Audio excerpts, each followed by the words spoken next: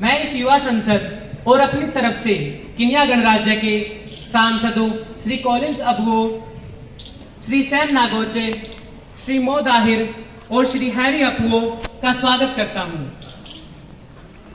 प्रधानमंत्री जी, नए मंत्रिमंडल के नए सदस्यों का सदन से परिचय कराना चाहूंगा। श्रीमती ऋषिका, जो विदेश मंत्री का पद संभालेंगी। श्रीमती कविता, जो वित्त मंत्री का पद संभालेंगी। श्रीमती राधिका, जो पर्यटन मंत्री का पद संभालेंगी। श्रीमान रोहित, जो प्रसारण मंत्री का पद संभालेंगे।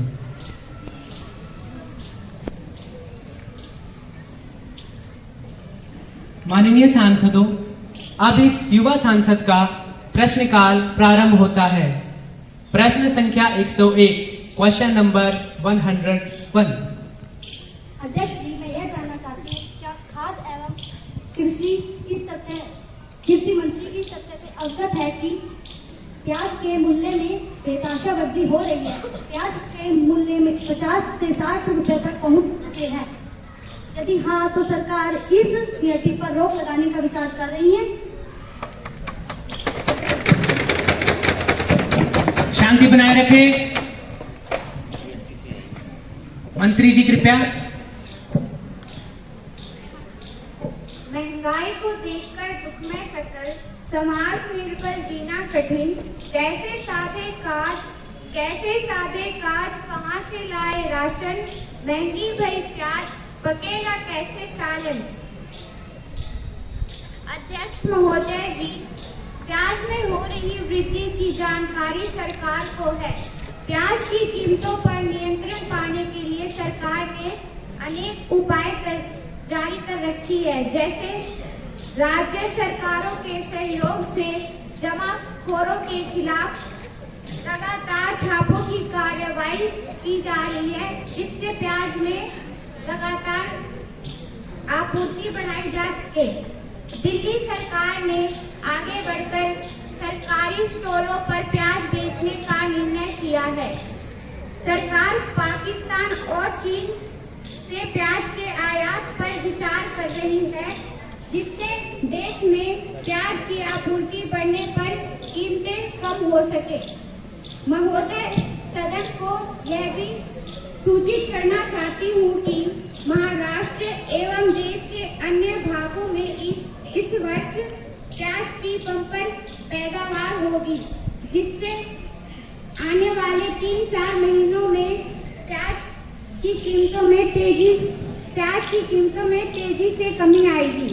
महोदय, सरकार ने आवश्यक वस्तु अधिनियम अंतर्गत प्याज के निर्यात पर रोक लगा दिया है।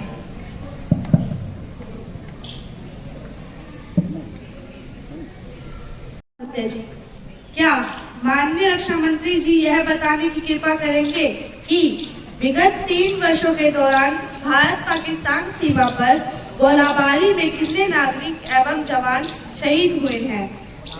सरकार की ओर से शोक संतप्त परिवारों को कितना मुआवजा दिया गया है और सरकार की ओर से इस प्रकार की गोलाबारी को रोकने के लिए क्या कदम उठाए गए हैं?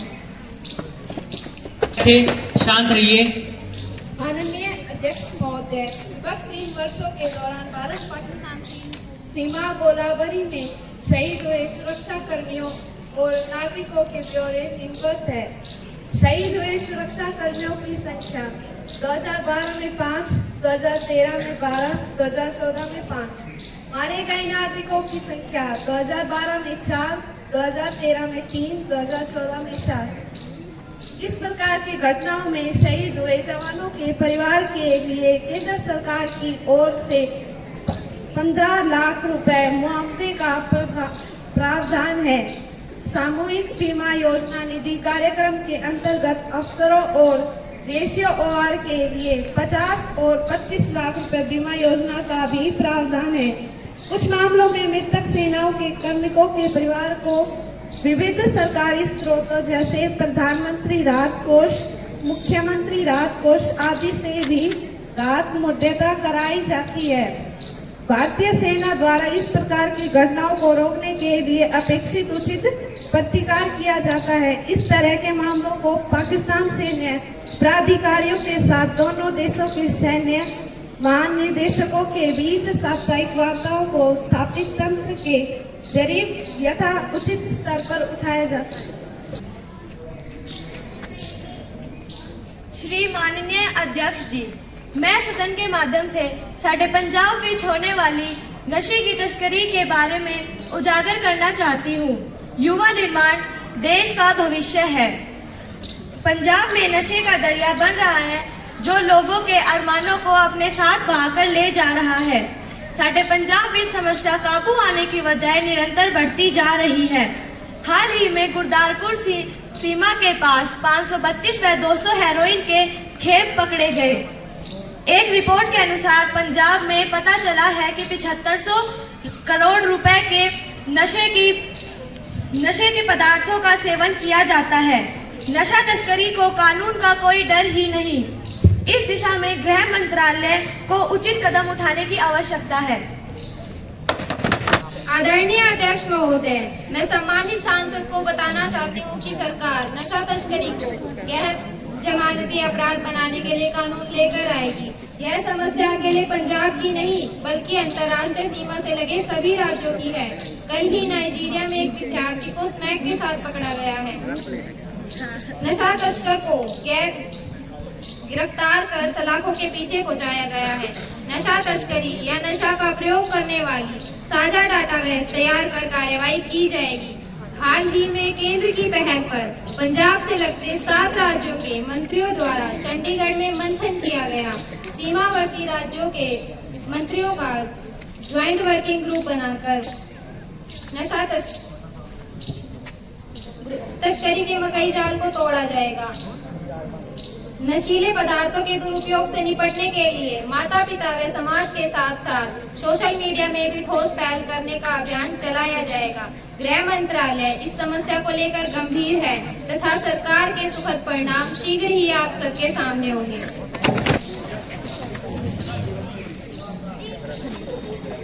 आज की संसद यहीं पर स्थगित की जाती है।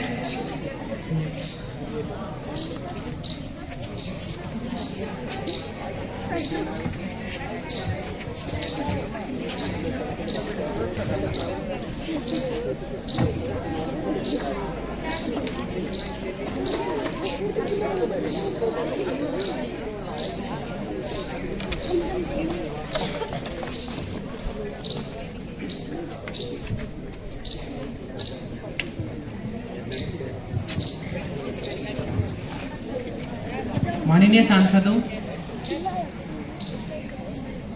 इस तस्करी व नशे की लत एक सामान्य विषय नहीं है।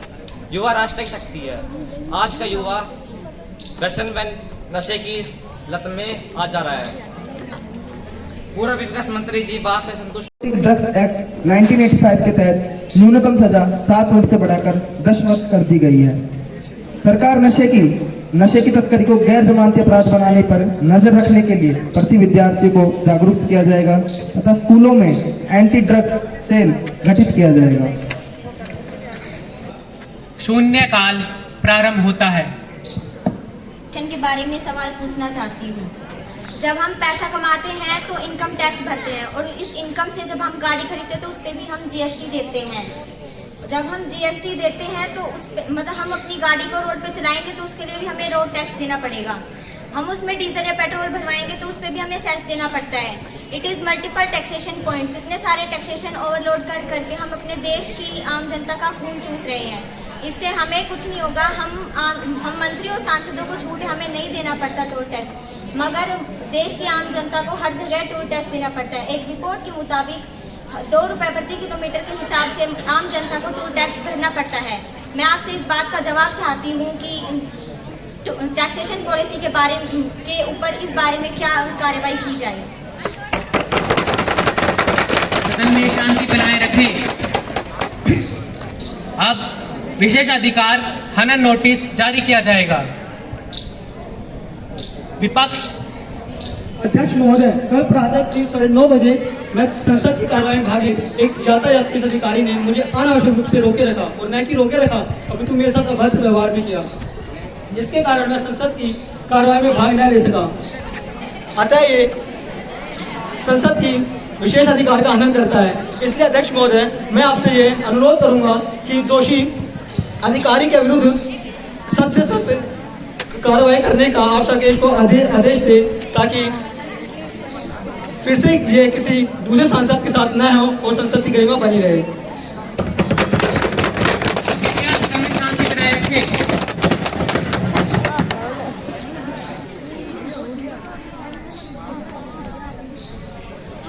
अध्यक्ष जी, क्योंकि एक पुलिस अधिकारी द्वारा सांसद के साथ किए गए दुर्व्यवहार व्यवहार से सांसद की गरिमा को बहुत आहत हुई है। मैं उनके प्रति सहानुभूति रखती हूँ और मेरे सांसद साथी द्वारा रखे गए विश्वाधिकार हनन संबंधी प्रस्ताव का समर्थन करती हूँ।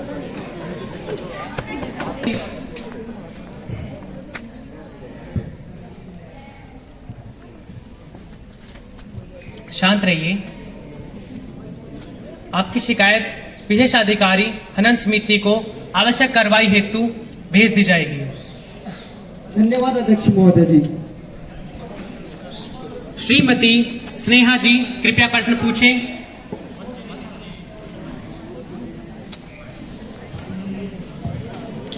माननीय महोदय जी, आज देश में हमारी हिंदू आस्था की प्रतीक गौ माता हाय हाय करहा रही है और अपने प्राण त्याग रही है, लेकिन हमारी सरकार सत्ता यहाँ भी असंवेदनशील रवैया नहीं त्याग रही।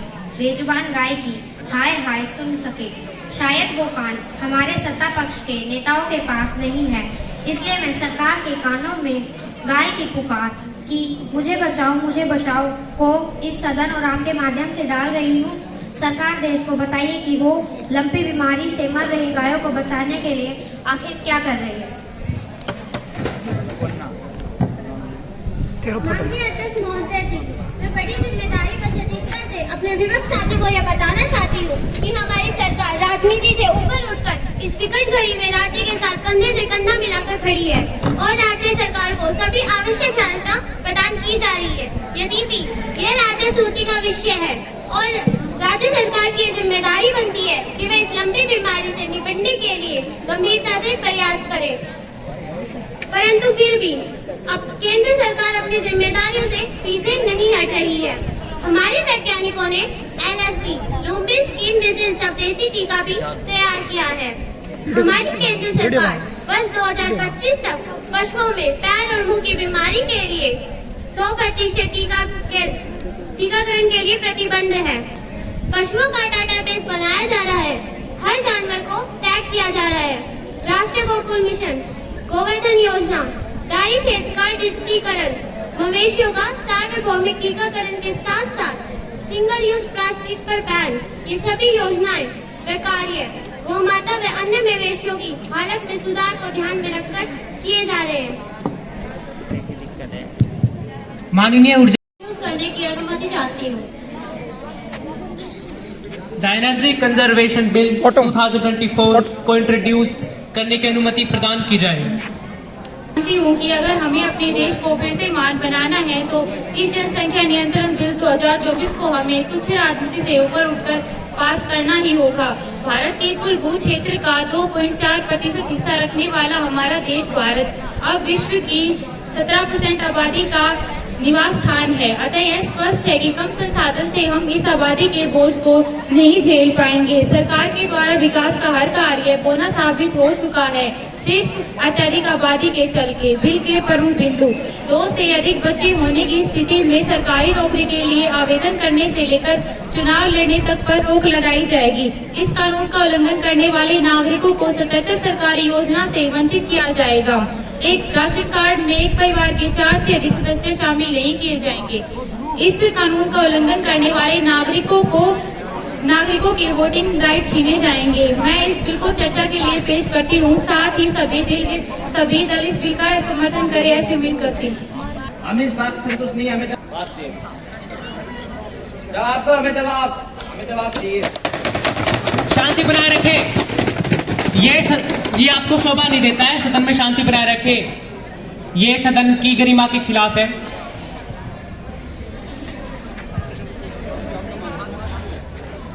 मोशन मोड प्रस्ताव पेश किया जाता है।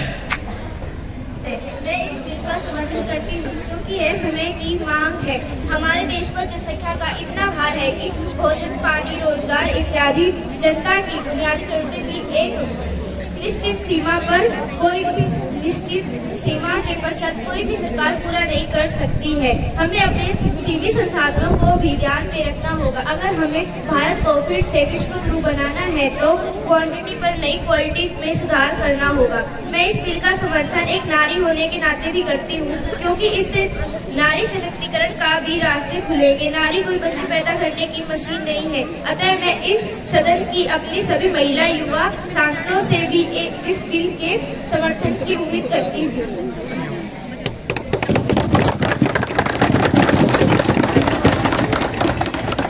Order to please. माननीय अध्यक्ष महोदय जी, मैं इस बिल का विरोध करती हूँ क्योंकि इस बिल के घातक परिणाम हमें देखने को मिलेंगे जिनको सरकार अब तो समझ नहीं रही या समझना चाहती ही नहीं। भारत तो देश का सबसे युवा देश है। जब यहाँ कम बच्चे पैदा होंगे तो युवाओं की संख्या तेजी से घटेगी और युवा देश बुजुर्गों के देश में बदल जाएगा। चीन, जापान, इटली, ईरान जैसे देशों के उदाहरणों से हमें सीख लेनी चाहिए। इस कानून के पास होने पर लिंग चयन और असुरक्षित गर्भपात जैसी एक्टिविटी को प्रोत्साहन मिल सकता है। यह बिल संविधान के अनुच्छेद 16 यानी पब्लिक रोजगार में भागीदारी व अनुच्छेद 21 यानी जीवन सुरक्षा और स्वतंत्रता जैसे संवैधानिक अधिकारों का उल्लंघन करती है। शांति बनाए रखें। माननीय अध्यक्ष जी, मैं इस बिल का पूर्ण समर्थन करता हूं और यह महसूस करता हूं कि देश का हर जिम्मेदार व समझदार व्यक्ति इस बिल के साथ खड़ा है। मैं सदन के पक्ष विपक्ष के सभी साथियों से विनम्र अपील करता हूं कि इस बिल का समर्थन करें। अत्यधिक जनसंख्या वह समस्या है जो अन्य समस्या की जननी है। जो लोग अपने परिवार को सीमित रखते हैं वे अभिनंदन के पात्र हैं। यह भी उन लोगों का देशभक्ति का प्रदर्शन है। बढ़ती हुई जनसंख्या पर भी हम इस बिल को कानून बनाकर सर्जिकल स्ट्राइक करके भारत मां की बहुत बड़ी सेवा करेंगे। माननीय अध्यक्ष जी, अंत में मैं अपने सभी विपक्ष के साथियों से फिर से एक बार बिल के समर्थन का आग्रह करूंगा। धन्यवाद। शांति बनाए रखिए।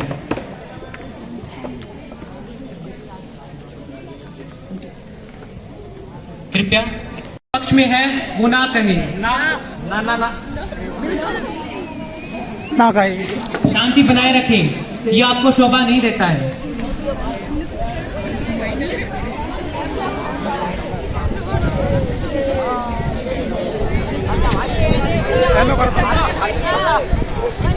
मैं जानता हूं कि हाँ का बहुमत है, हाँ का बहुमत है, हाँ का बहुमत है। अतः बहुत विचार करने के बाद बिल पास किया गया है।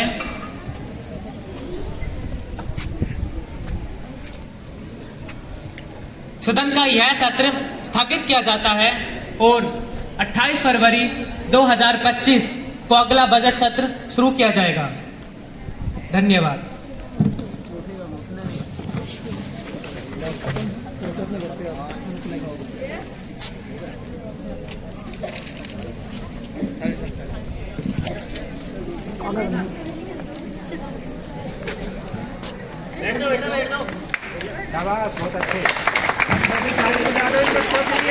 जवाब दे, इससे संबंधित विभिन्न प्रकार के प्रश्न इन बच्चों ने किए और सरकार की तरफ से भी उन प्रश्नों का उचित ढंग से उनका उत्तर दिया गया, उनका समाधान प्रदान किया गया। और अध्यक्ष महोदय ने भी बहुत ही अच्छे प्रकार से इन सभी चीजों का चालन किया। तो इन सभी बच्चों का बहुत बहुत धन्यवाद कि इन्होंने ये आदर्श प्रस्तुत किया है और बाकी बच्चों के लिए भी कि भाई किस प्रकार से हम संसद को और बेहतर बना सके, किस प्रकार से संसद को चलाया जा सकता है। ये एक बहुत ही अच्छा संदेश आप सभी के लिए है। आशा करते हैं कि आप सभी बच्चे ये समझेंगे कि भारत के संविधान में किस प्रकार से संसद को पावर दी गई है कि किस प्रकार से वे चीजों को समाधान करते हैं। देश की विभिन्न समस्याओं को विपक्ष लेके आता है और सरकार किस प्रकार से उनका समाधान प्रदान करती है। ठीक है, तो ये बहुत ही आज अच्छा कदम हमारे बच्चों ने करके दिखाया। आओ तो इसके लिए सभी बधाई के पात्र हैं। सभी बच्चे एक बार जोर से तालियां बजा दें।